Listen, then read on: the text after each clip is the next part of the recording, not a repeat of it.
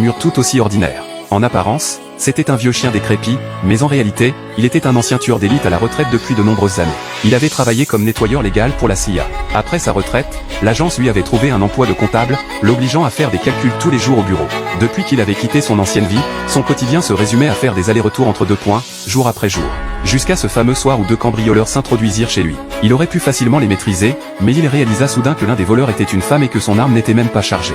Pris de pitié, il les laissa repartir avec son argent. Suite à cet incident, notre homme devint la risée du voisinage. Les flics se moquaient de son incompétence, son beau-frère le traitait de bon à rien. Même son fils le prenait pour une navette. Toute cette frustration accumulée finit par exploser une nuit. À main nue, il mit KO 5 voyous avant de disparaître dans l'obscurité. Mais il s'était attaqué aux mauvaises personnes.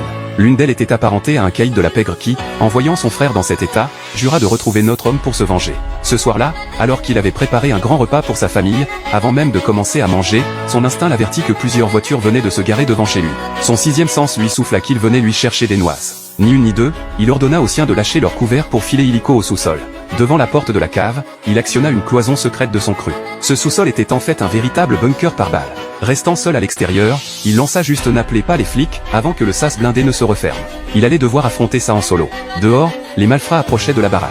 D'un coup, toutes les lumières s'éteignirent. Les voyous forcèrent la serrure et entrèrent, fouillant la pénombre à la recherche de leur proie. Mais ils ignoraient que c'était eux, les proies. Notre homme surgit comme un spectre, une simple batte de baseball à la main. Deux des brigands n'eurent même pas le temps de riposter tant ils frappaient fort. Cette fois, pas question d'être clément, car ils avaient franchi la ligne rouge. Il en tua deux sur le champ, mais finit par être neutralisé au tasé. Quand il reprit connaissance, il était menotté dans un coffre de voiture. Au bruit, il devina la présence de trois autres gredins à l'avant. Sans hésiter, il se déboîta le poignet pour se libérer des menottes. Attrapant un extincteur à portée de main, il envoya valser d'un coup de pied le truand assis derrière. Passant la tête par l'ouverture du coffre, il aspergea copieusement de poudre les passagers à l'avant. Le véhicule partit en tonneaux et s'écrasa au sol.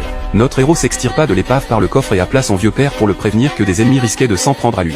Sans un mot, le patriarche raccrocha, un sourire aux lèvres.